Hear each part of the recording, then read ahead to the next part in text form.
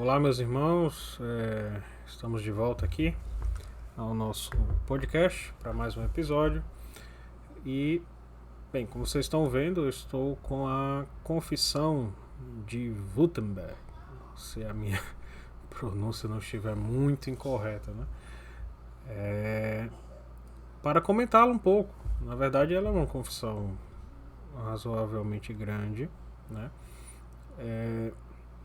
Mas aí eu vou fazendo por partes, né? Essa confissão ela foi escrita pelo Brenz, né? Um teólogo luterano.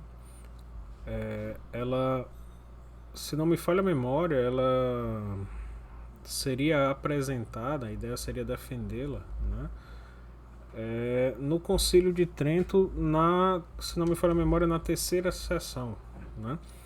Então ali alguns documentos foram preparados para como que ser apresentado, por assim dizer, ser discutido, por assim dizer, no Concílio de Trento, da parte dos luteranos, né? Então você tem, por exemplo, o tratado a respeito do papado de Melanchthon, você tem os artigos de Smalcalde, de Lutero. Esses dois documentos, inclusive, eles se tornaram parte do livro de Concórdia, né? Mas ali mais ou menos ali na terceira sessão do Concílio de Trento, outros dois documentos foram produzidos, né? Você tem a Confissão da Saxônia, que foi escrita pelo Melanchthon, né? E você tem a Confissão de Wittenberg, né? Que foi escrita, se não me falha a memória, pelo Johannes Brenz, que justamente era um teólogo luterano influente ali em Wittenberg, mas que também foi como que suportada, né, defendida,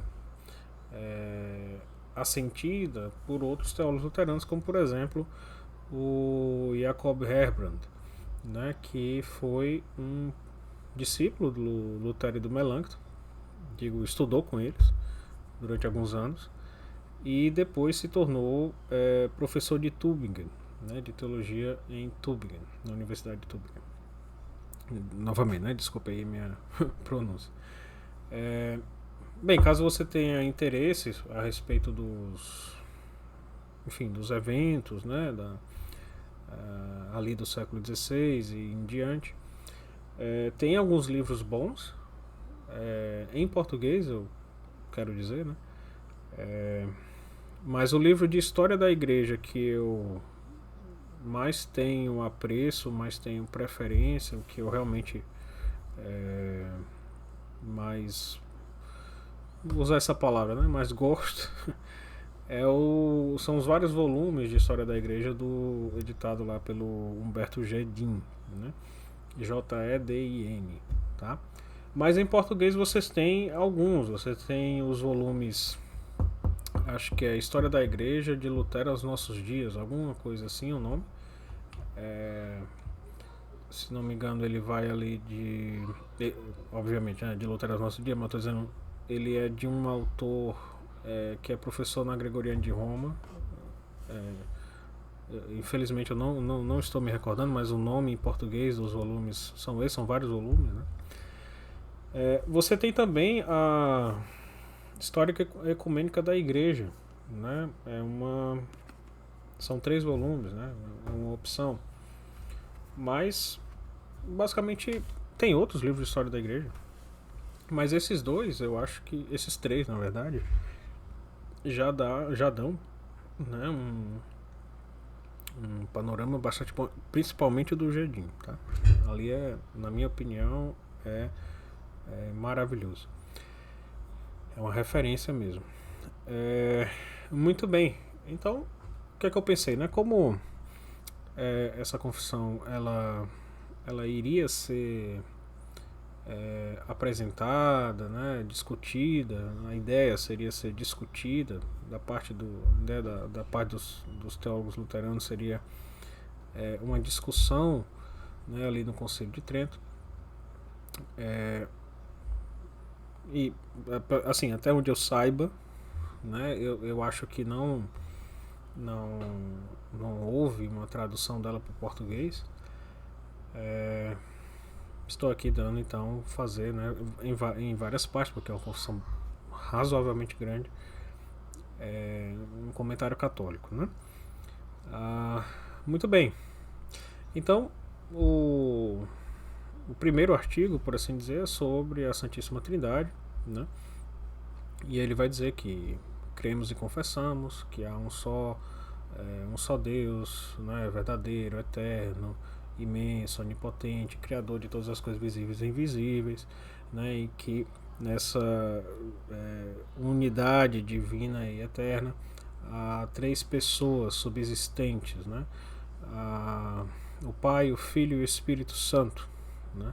E aí, como ele vai completar, né, como ensinam, né, a escritura profética dos apóstolos e os símbolos, né, o símbolo apostólico, niceno e de Atanásio, né. Então, só Deus, e que nessa divindade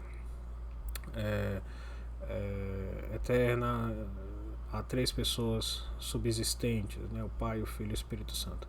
Aqui concordamos, sem dúvida, né, concordamos. Outra recomendação, né, caso você esteja interessado em... Porque os três primeiros artigos, eles são sobre a Santíssima Trindade, basicamente, né? Então, caso você tenha interesse, tem muitos livros sobre a Santíssima Trindade, em português também. Em português você encontra esses 2 volumes do Ladaria. São 2 volumes maravilhosos, muito bons mesmo. Em inglês você encontra muita coisa. Esse livro aqui, A Teologia Trinitária de Santo Tomás, é maravilhoso. Você também tem a Santíssima Trindade do teólogo Thomas Joseph White, né, que é um dominicano como o Gilles Emery. E é engraçado porque o Joseph White, ele cita muito esse livro no próprio livro dele, que é um tijolão assim. Enfim, você tem outros livros, tô olhando ali, tem manuais de sistemática católica, né? Enfim, você tem muitos livros, mas em português você tem muita coisa boa. Então, fica também a recomendação, né? Então, concordamos com esse primeiro artigo, sim. Você percebe aqui que ele trata tanto da trindade imanente, algo ad intra, quanto da ad extra, né, a trindade econômica. Ou seja, você vê aqui criador de todas as coisas visíveis e invisíveis, né? Enfim, como não há controvérsia, e aqui eu estou falando de um ponto de vista enquanto pesquisador, né? Você vai ver, quando você vai pesquisar, que vários autores, tanto do lado católico quanto do lado luterano, vão dizer que não há controvérsia sobre a Santíssima Trindade, né? Então você pega o próprio Jacob Ehrbrand, em uma das suas disputações, ele vai falar isso, né? Por exemplo, naquela disputa sobre a visibilidade da igreja, né? Ele vai falar isso. Do lado católico, você pega a confutação pontifícia, né? Você vai ver que eles concordam com o artigo 1 da Confissão de Augsburgo, né? Então não há controvérsia, vou dar só um comentário geral. Você percebe que ele trata tanto da trindade imanente, né, algo ad intra, quanto da trindade econômica, né, algo ad extra, né? Então você vê, né, criador de todas as coisas visíveis e invisíveis, algo ad extra, né? E convém recordar que toda ação para fora da trindade, por assim dizer, é uma ação conjunta das três pessoas, mas ele também trata de algo ad intra, né? Nessa divindade eterna subsistem, né, há três pessoas, né, subsistentes, Pai, Filho e Espírito Santo, né? Ou seja, ele trata de algo ad intra, né? O São Boaventura no Breviloquio, que foi traduzido para o português também, fica uma recomendação. Além da Suma Teológica, a primeira parte, ali a partir da questão 27, mais ou menos, vai tratar da Santíssima Trindade. Vai falar, né, que em Deus há duas processões, então eu tenho a geração e a expiração, né? E 4 relações, então dessas duas processões decorrem 4 relações, né? Então da geração, pai gera o filho é gerado pelo pai, temos 2 relações que são opostas entre si, constituem a pessoa do pai e do filho.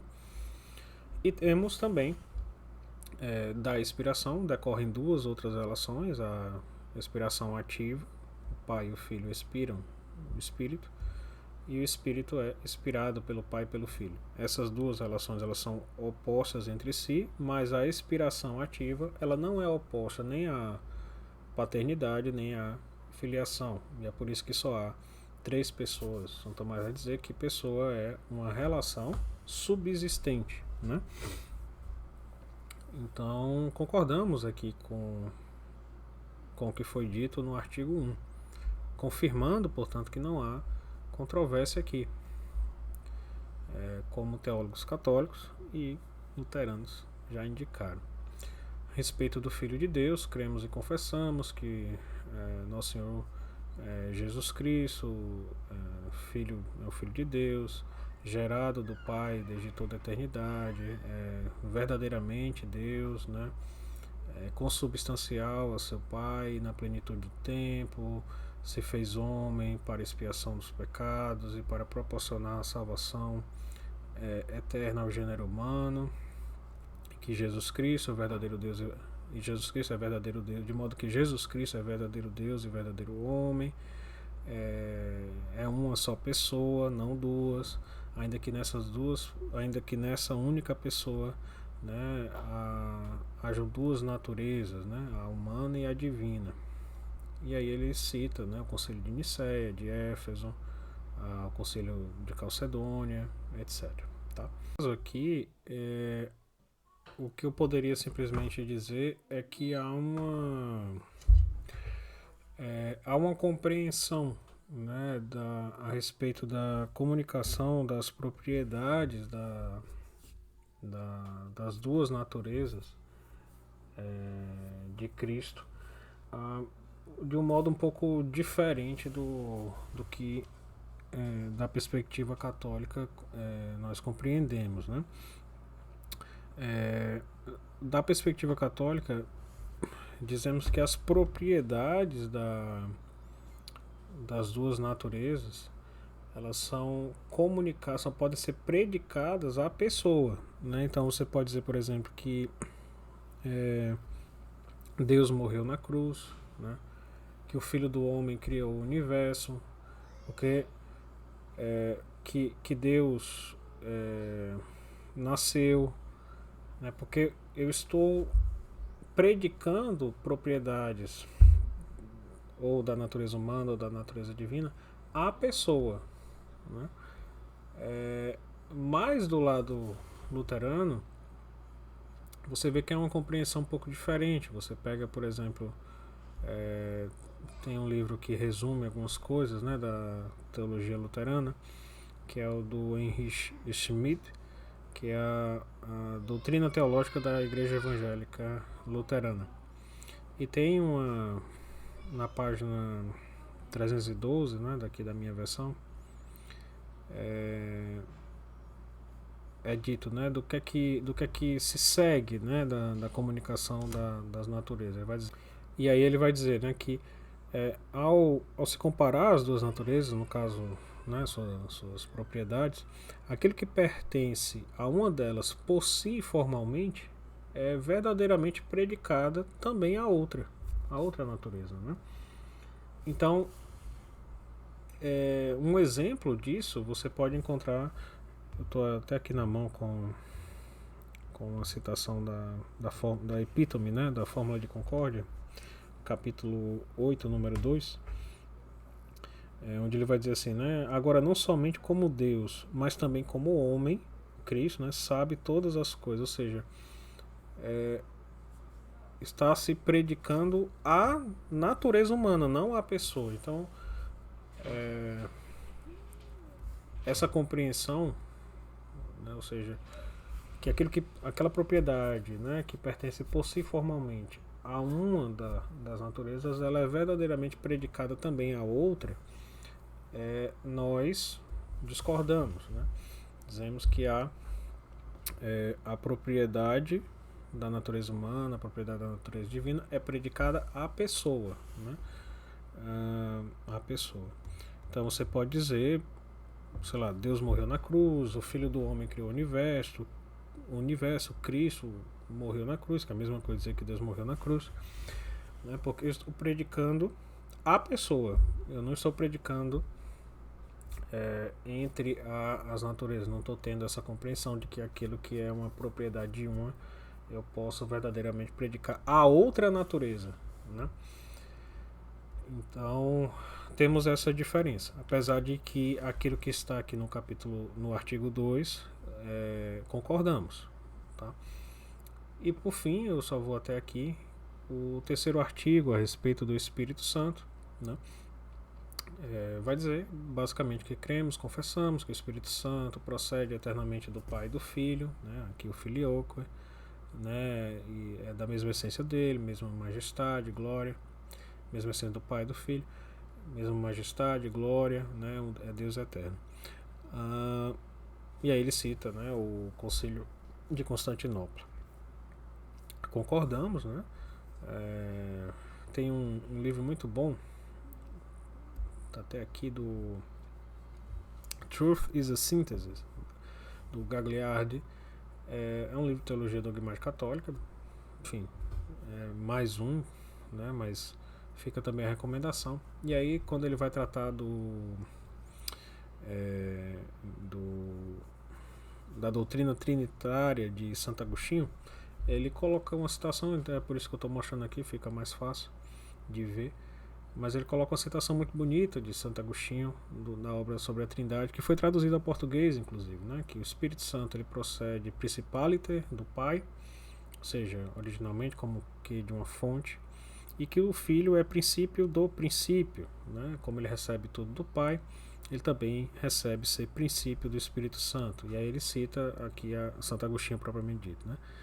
Então, tudo aquilo que o Filho tem, ele tem do Pai. Então, certamente ele tem do Pai. Ele tem do Pai ser o Espírito proceder dele, né? Ou seja, isso mantém, isso reforça o ensinamento de que o Pai é o princípio de toda a divindade, que é a chamada doutrina da monarquia nos pais orientais, né? Isso você pode ler melhor no livro sobre a Trindade, que foi traduzido a português, mas também de modo brilhante, né, por Santo Tomás de Aquino, na Suma, na primeira parte, questão 27 em diante, mas também nesse livro, né, Teologia Trinitária de Santo Tomás de Aquino, tá bom? É isso, pessoal, espero que tenha dado para entender, e a gente se encontra então em um outro episódio do podcast para comentarmos os demais artigos, que aí vai falar sobre o pecado, né, sobre a justificação, e aí continua, tá bom? Grande abraço, pessoal.